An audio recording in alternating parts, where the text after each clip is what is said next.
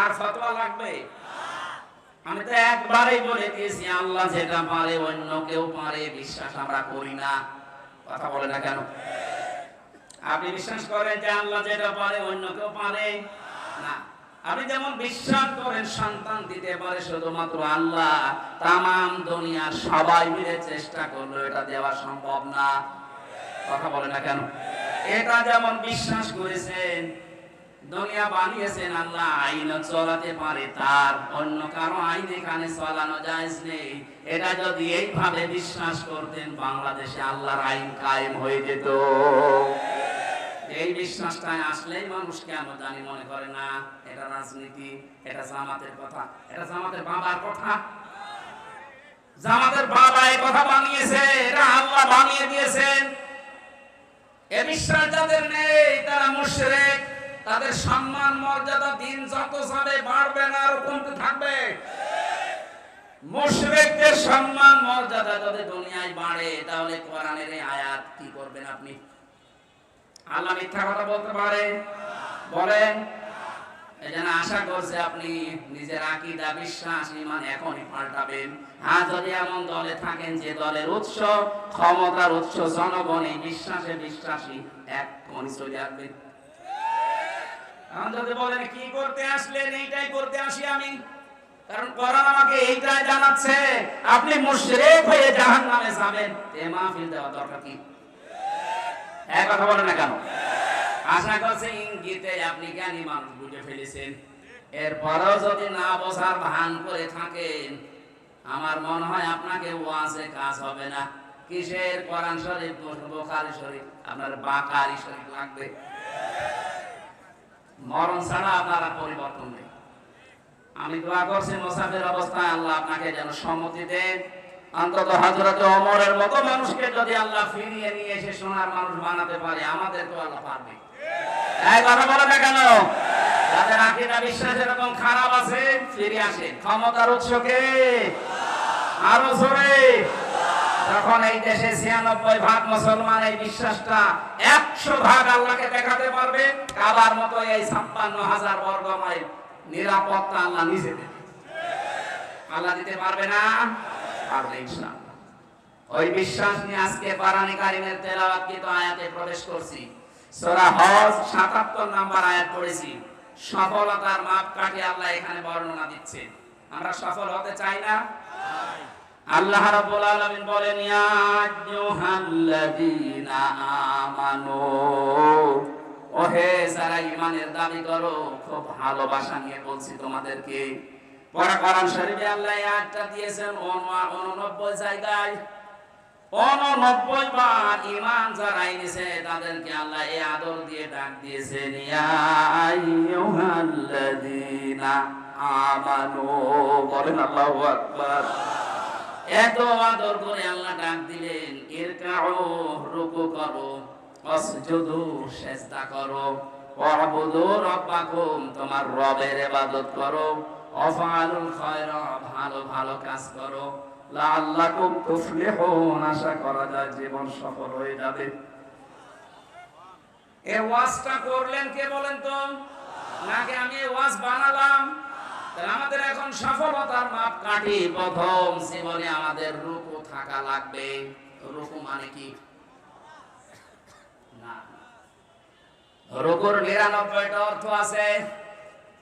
কোন মানুষকে আল্লাহ রাব্বুল আলামিন কোরআনে কারীমে সূরা বাকারার ভেতরে এসেছে, ওয়াকিমুস সালাতা ওয়া আতুস যাকাতা ওয়ারকাউ মা'আর রাকিবিন। দুনিয়াতে নামাজ কায়েম করো, সম্পদ থাকলে যাকাত আদায় করো, আর রুকুকারীদের সাথে রুকু করো। তার মানে দুইটা অর্থ এখানে। এক নম্বরে জামাতবদ্ধ হয়ে জামাতের সাথে নামাজ পড়ো, দুই নম্বরে আল্লাহর বিধানকে এই জামাতে নামাজ পড়তে গিয়ে যে ২৭টা শিক্ষা পাওয়া যায়, ওগুলো ব্যক্তি, পরিবার, সমাজ, রাষ্ট্রে দাঁড় করাও। জোরে বলেন সুবহানাল্লাহ। ২৭টা বিষয় আমি পেয়েছি তাফসীরে এই রুকু শব্দের ভেতরে। আপনি যদি সত্যি আল্লাহকে রুকু দিতে চান, এটা আল্লাহর একটা বিধান, এই বিধান পালন করতে গিয়ে যেমন কাতারবদ্ধ হয়েছেন, কোন দল মত দেখেছেন? আর ধরে বলেন, রুকু আল্লাহর বিধান পালন করার জন্য যখন আপনি দাঁড়িয়ে যান, কেউ কি এই চিন্তা করে দাঁড়ায় যে আমার দুই পাশে যারা দাঁড়াবে শুধু জামাত ইসলাম দাঁড়াবে, অন্য কেউ দাঁড়ালে আমি পেছনে দিয়ে দেব? কথা বলে না কেন? এখানে যেমন আপনার মন উদার, আল্লাহ এইটাই আপনাকে পরিবার, সমাজ এবং রাষ্ট্রে দেখাতে চায়। ও হামজা, এখানে যেমন আল্লাহর একটা বিধান তুমি পালন করবে, রুকু, এটার জন্য যেমন সব এক হয়ে গেছো, এখান থেকে শেষ করে যখন ব্যক্তি, পরিবার, সমাজ আর রাষ্ট্রে যাবে, তখন আল্লাহর একটা দুইটা বিধান নেই, এরকম রুকুর মতো বিধান আছে 499টা। কোরআনে আল্লাহ বিধান দিয়েছেন 500টা, ওখানে কায়েম হবে মাত্র একটা। এখনো কয়টা আছে? 499টা এই বিধান। এগুলো আর নামাজের ভেতরে নেই, এগুলো আছে ব্যক্তি, পরিবার, সমাজ, রাষ্ট্রে। ওইগুলো যে আমি আল্লাহকে দেখাতে হবে, তাহলে তোমার রুকু কবুল হবে। আয়াতের দ্বিতীয় অর্থ এইটাই পেয়েছি, এখানে যে রুকু দিলি, এই রুকুটা জামাতবদ্ধ হয়ে দিয়েছো, এভাবে জামাতবদ্ধ হয়ে আল্লাহর আইনগুলো প্রতিষ্ঠার জন্য কাজ করবা, এর নাম রুকু। এই কাজটা মানুষ এখনো বোঝে না, বুঝলে অনেকে শুধু রাজনীতি রাজনীতি এই গন্ধ খোঁজে। এখানে রাজনীতি পেলে কোথায় আপনি? রুকু করার জন্য আল্লাহর আদেশ, ওয়ারকাউ মা'আর রাকিঈন, রুকুকারীদের সাথে রুকু করো। এই আয়াতের অর্থ কয়টা বললাম? আরো জোরে বলেন। আপনি এবার জীবনে মানেন কোনটা? প্রথমটা হয়তো মানেন, আযান হলে রুকু দিতে যান, জামাতের সহিত নামাজ পড়েন। রুকুর অর্থ তো শুধু একটা মানলে হবে না, আরো আছে।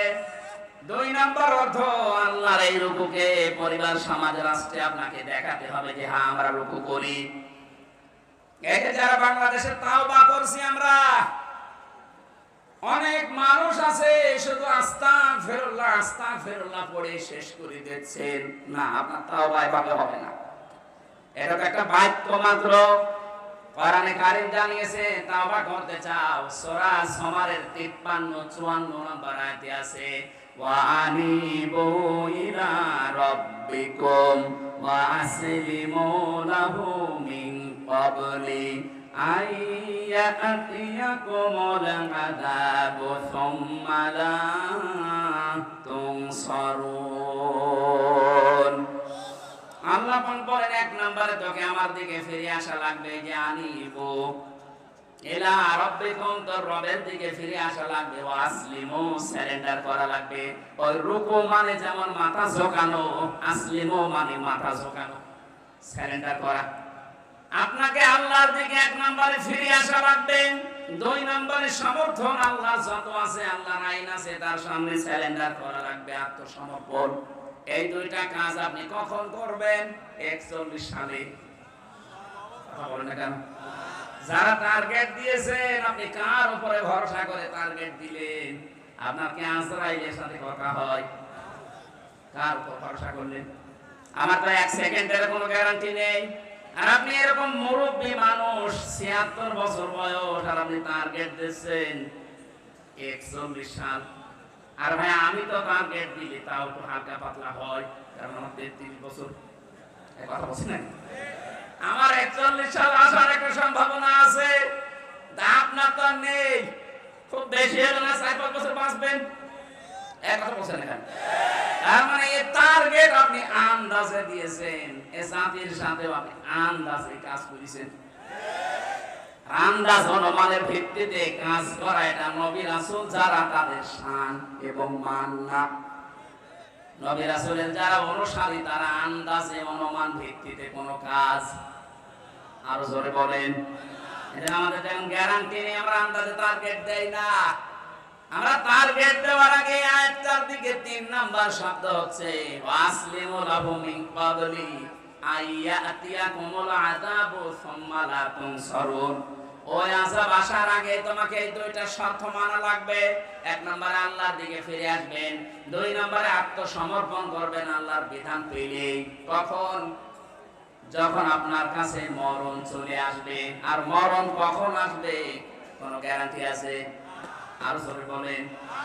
আমরা বাংলাদেশে এই তাওবাটা যদি বুঝে করতে পারতাম, এই 15.5 বছরে যে জুলুম অত্যাচার নির্যাতন হয়েছে, আগামীতে অনেকেই এই চিন্তায় আছে যে আগে একটু বসে নেই, এর চাইতে বেশি করব, তাদেরও এটা বন্ধ হয়ে যেত। কথা বলেন ঠিক কিনা? তাওবা ভালো করে শুনে রাখেন, অপরাধ যার কাছে স্বীকার করবেন তার কাছে, এইটার নাম তাওবা। আর এটা আমরা বাংলাদেশের মানুষ অনেকে বুঝি না, বোঝাতেও পারি না।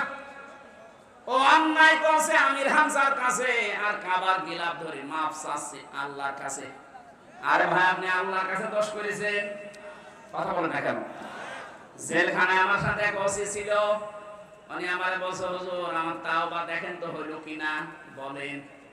যে নির্বাচন গেল, এই নির্বাচনে রাত 12টার পর থেকে আমার এসআই এবং কনস্টেবল যারা ছিল, আরো কিছু মানুষকে সাথে নিয়ে রাত 12টার পর থেকে আল্লাহর নামে আমি ভোট কাটা আরম্ভ করলাম। ফজরের নামাজ পর্যন্ত কাজ কারবার কমপ্লিট করে জায়গা মতো পাঠিয়ে দিলাম।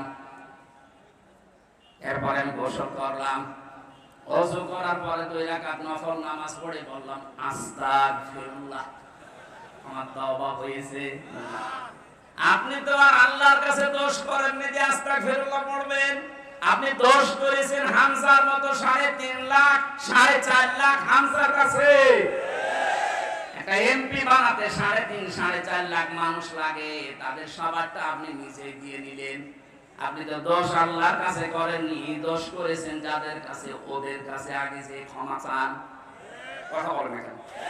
ভয়ঙ্কর বিষয়, আপনি ক্ষমা নাই চাইবেন, কিন্তু যে কয় বছর আপনি ছেলে আছেন, এর ভেতরে তো বহু মানুষ দুনিয়া থেকে বিদায় নিয়েছে, তাদের কাছে ক্ষমা চাবেন কি করে? তার মানে আপনার মাফ নেই। কথা বলেন না কেন? জালেমকে টিকিয়ে রাখলে আপনি নিজের সর্বনাশ নিজে করেছেন। এই জন্য আমরা চাই তাওবা, অপরাধ যার কাছে আগে তার কাছে যাবেন। যে যদি তার ক্ষতি করে থাকেন, তার ক্ষতিপূরণ দেবেন। এই 15.5 বছরে আপনার জন্য অনেকে ব্যবসা করতে পারে নাই, কথা বলে না কেন? এই 15.5 বছরে অনেকে এমন এমন চেয়ারে যাওয়ার কথা ছিল যেখানে আপনার কারণে যেতে পারে নাই। এমন মানুষ দেশে নেই? আপনি তার ক্ষতিপূরণ দেবেন আগে। এখন যদি বলেন ওই চেয়ারে আমি বসাবো কি করে, আমি তো পালিয়ে বেড়াচ্ছি, না, আপনার তাওবা তাহলে আস্তাগফিরুল্লাহ হবে না। যার ক্ষতি যেইভাবে করেছেন, ওই ক্ষতিপূরণ ওইভাবে দেওয়া লাগবে। আমার জীবন থেকে 3টা বছর বিনা কারণে আপনি কেড়ে নিয়েছেন। আমার বাবার কাছ থেকে 30 থেকে 32 লাখ টাকা খেয়েছেন। আগে এই টাকাগুলো ফেরত দেবেন, ক্ষতিপূরণ। আর 3 বছর আমার মতো ফাঁসির কন্ডেম ছেলে থাকবেন, এরপরে বলেন হামজা মাফ করে দিন। এসব কিছু নেই, চামড়ার মুখ, আস্তাগফিরুল্লাহ, ভণ্ডামি করার জায়গা পান না। কথা কি কড়া হয়ে গেল নাকি? কিসের কড়া? এখনো শুরু হয়নি। আমাদের রূপ আসলে হচ্ছে না। সম্মানিত মা বোনেরা, এই আয়াতের তাফসীরে আমি রুকু শব্দের ব্যাখ্যা পড়েছিলাম। কোন মহিলা যদি রুকু করতে চায়, তার জীবনে 4টা কাজ থাকা লাগবে। সম্মানিত মা বোনেরা যারা এসেছেন, এবার কান খাড়া করবেন। নবীজি বলেন, এটা তিরমিজি শরীফের হাদিস, ইদা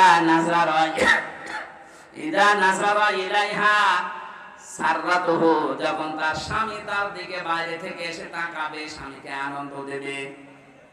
আপনাকে আল্লাহ এমন এমন জিনিসপত্র শরীরে দিয়েছে, স্বামীকে আনন্দ দেওয়ার জন্য ওইগুলো যথেষ্ট। আপনি আনন্দ দেন, স্বামী বাদ দিয়ে দেবরকে, তোরা ভাইকে, কথা বলেন না কেন?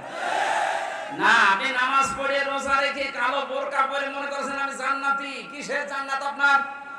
স্বামী আসলে আপনাকে, স্বামীকে সাররাতুহু, তাকে আনন্দ দেওয়া লাগবে। সে যেভাবেই হোক, অঙ্গভঙ্গি দিয়ে হোক, সাজগোজ দিয়ে হোক, যদি দরকার হয় কাঁতুকুতু দেওয়া লাগে তাও দেবে। বুড়ো মানুষ কাঁতুকুতু দিয়ে হবে না, অন্য কিছু করা লাগবে। 2 নাম্বার, ওয়াইদা গাবা আনহা হাফিজাতুহু, স্বামী যখন বাইরে চলে যাবে, তখন তার সম্পদ, তার সন্তান, আপনার ইজ্জত, আপনার সম্ভ্রম, আপনার লজ্জাস্থান, আপনার শরীর, এগুলো হেফাজত করে রাখবেন। এটা নেককার মহিলার 2 নাম্বার গুণ। অথচ হাজারো আল্লাহওয়ালা মেয়ে মানুষ মনে হয় স্বামী বাইরে চলে গেলে মনে হচ্ছে দিন পেয়েছে, মোবাইলে সারা দিন কার সাথে আল্লাহর রাস্তায় গল্প করে। অথচ মেয়ে লোক মোবাইলে কোন ভাষা নিয়ে কথা বলবে আল্লাহ সেই ভাষা পর্যন্ত দিয়েছে। সূরা আহজাবের 32 নম্বর আয়াত, হে মেয়েরা, যদি মোবাইলে হোক, পর্দার আড়াল থেকে হোক, হিজাবের বাইরে থেকে কথা বলতে চাও, কথা বলবা সঠিক, মিথ্যা কথা বলবা না, কিন্তু ভাষা হবে রুক্ষ সূক্ষ্ম, রাগ রাগ ভাব।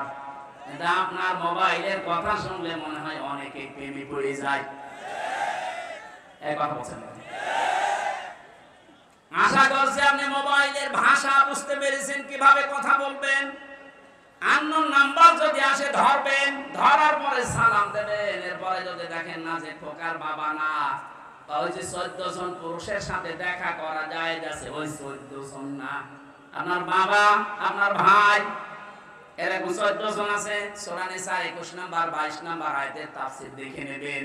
এই 14 জন পুরুষ মানুষ বাদ দিয়ে পৃথিবীর কেউ, এমনকি কাবা শরীফের ইমামও যদি কল দেয়, কথা বলবেন সঠিক, মিথ্যা কথা বলবেন না। তো ভাষা করবেন এমন আপনার কথা শুনে যেন মনে করে আল্লাহ কি মহিলা না আজরাইল। আর যদি শাবনূরের কণ্ঠে কেমন আছেন বিআই সাহেব, ওইভাবে মোলায়েম কণ্ঠ দিয়ে শুরু করেন, ও মনে করবে কাজ হচ্ছে। 2-4 দিন, 8 দিন, 10 দিন, 1 মাস পরে দেখবেন আপনার নিয়ে আল্লাহর রাস্তায় চিল্লাই গেছে। চিল্লা বলা ঠিক হলো না, আল্লাহর রাস্তায় চিল্লা। 3 নাম্বারটা বলার জন্য আমি হাদিসটা বলছিলাম। মেয়েরা এবার সাবধান। সম্মানিতা মা বোন যারা এসেছেন, আমি এইটা বলার জন্য কিন্তু হাদিসটা এনেছিলাম। সত্যি কথা বলছি।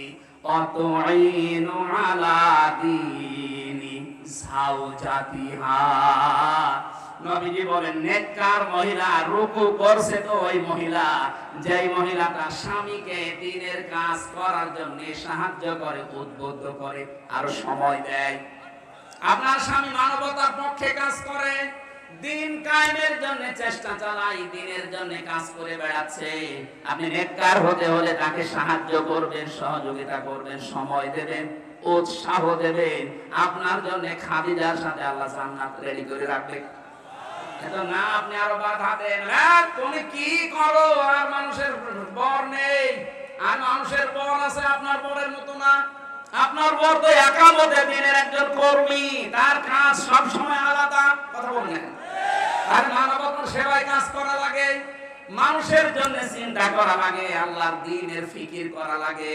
আপনি শুধু বাড়ি বসে বসে তাকে সময় বের করে দিয়েছেন, তাকে সাহায্য করেছেন, খাদিজার মতো আপনি অটোমেটিক সওয়াব পেতে থাকেন। 4 নাম্বারটা বলতাম না, তারপরও বলছি। আমার মনে হয় পাবনাতে এটা বলা ঠিক হচ্ছে কিনা জানি না। 4 নাম্বার, আল্লাহর নবী বলেন স্বামী যেটা পছন্দ করে, নেককার মহিলা ওইটা স্বামী যেটা পছন্দ করে, ওটা যদি জায়েজ হয়, জীবন চলে গেলেও আপনাকে ওইটা পছন্দ করা লাগবে। শুনতে আমার মনে হয় মেয়েদের কাছে এবার খারাপ লাগবে, কারণ আমি এটা বাস্তবে দেখছি। আমি সহ যত স্বামী এখানে বসে আছে, এমনকি বাংলার 18 কোটি মানুষের ভেতরে যারা স্বামী, প্রত্যেকটি স্বামীর পক্ষ থেকে আমি বলছি, প্রতিটি স্বামী আমরা চাই বিয়ের পরে আমাদের মা বাবা আমাদের সাথে থাকবে। আমি খেয়ে থাকি না খেয়ে থাকি, আমার সাথে থাকবে আমার মা, আমার বাবা। কিন্তু অধিকাংশ বউ এটা চাই না। এরকম বউ আছে কার? হাত তোলেন তো। আরে ভাই, ক্যামেরা আমার দিকে, হাত তোলেন আপনি, অসুবিধা কি? তোলেন একজন, ওরা ওই ছাদের উপরে দেখতে পাবেন, হাত তোলেন। আমি জানি এখানে আপনারা ভয়ে তুলছেন না, রাতের বেলা আবার খাবার বন্ধ হয়ে যায় কিনা। না, সম্মানিত মা বোনেরা, দেখেন কি ভয় পায় আপনাকে। হচ্ছে না, আপনার নামাজ দিয়ে, রোজা দিয়ে, কালো বোরকা দিয়ে আপনি নেককার হতে পারেননি। স্বামী যেটা চায় ওটা যদি সত্যি জায়েজ হয়, মাস্ট বি আপনাকে ওটা পছন্দ করাই লাগবে। 100টার 95টা মেয়ে লোক এটা চায় না। কি, কোন কারণে চান না বলেন তো? ওটা যদি আপনার মা বাবা হতো, আপনি ওই আচরণ করতে পারতেন যেটা শ্বশুর শাশুড়ির সাথে করেন। আশা করছি আপনি সংশোধন হবেন, আল্লাহ তৌফিক দিন, বলেন আমিন। দ্বিতীয় নম্বরটায় যাব আমি, এটা কি দিলেন? এটা মাদ্রাসার মাহফিল, মাদ্রাসার জন্য আয়োজন, এই জন্য ওনারা একটু আহ্বান জানিয়েছে, কিছু সাহায্য লাগবে। যারা যাচ্ছে আপনাদের ভেতরে মন খুলে ওনাদের জন্য দান করবে। আমি মনে হয় এটা আগে থেকে করা ভালো ছিল। ওই যে যাচ্ছে একজন শুধু, আর লোক কই? ওই যে ভেতরে ভেতরে যারা বসে আছে উঠে পড়ে, তো 5টা মিনিট সময় দিলাম, খুব তাড়াতাড়ি।